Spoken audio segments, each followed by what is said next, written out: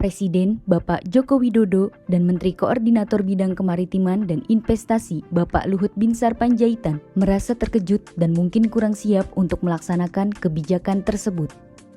Bahwa Pak Jokowi sendiri, Presiden, tidak dilaporkan secara detail tentang besaran pajak 40% tersebut.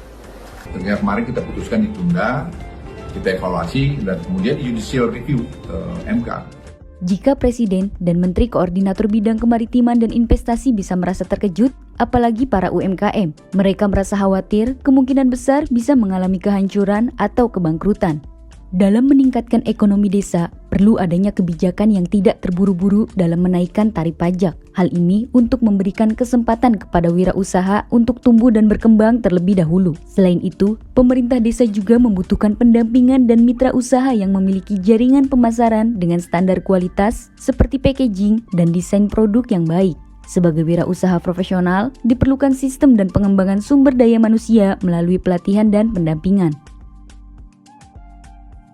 Mungkin kebijakan tersebut bisa terjadi di negara-negara yang ekonominya kuat, di mana warga negara memiliki jaminan pendapatan dari negara, termasuk jaminan sosial dan kesempatan kerja yang terjamin. Sementara UMKM, UKM, dan IKM Indonesia baru mulai pulih dari dampak krisis pandemi COVID-19. Namun kondisi ekonomi global terus berlanjut.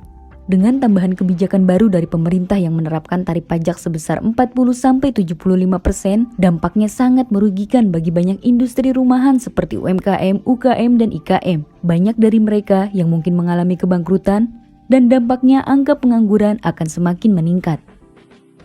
Menurutnya tidak melihat urgensi apapun di balik kenaikan pajak hiburan. Terlebih, menurut Luhut, tempat hiburan tidak hanya terbatas pada diskotik, tetapi juga pedagang kecil yang turut berjualan minuman dan makanan. Perlindungan terhadap UMKM, UKM, dan IKM telah menjadi pondasi ekonomi Indonesia yang nyata hingga saat ini. Namun, masalahnya adalah kekuatan usaha hampir di semua bidang bisnis telah merosot setelah pandemi dan kondisinya tidak baik. Maka solusinya, penundaan minimal sampai akhir tahun 2025, bahkan tahun 2029 agar tidak berdampak kehancuran bagi para UMKM, UKM, IKM, dan koperasi industri dan pemasaran. Peluang bisnis yang bisa kita tingkatkan untuk menjadikan produk kearifan lokal. Sebenarnya zaman Belanda dulu juga ada, cuma pemerintah daerah mungkin agak kurang fokus untuk mengembangkan produk-produk kearifan lokal seperti ini. Kunjungan Ketua Umum APIKI, Bapak Anto Suroto, SH, SE, MM, bertujuan untuk mendengarkan keluhan dan beban yang dihadapi oleh para pengusaha di desa-desa. Hal itu adalah bukti bahwa kenaikan pajak hiburan sangat berdampak besar pada para UMKM, UKM, dan IKM yang lainnya.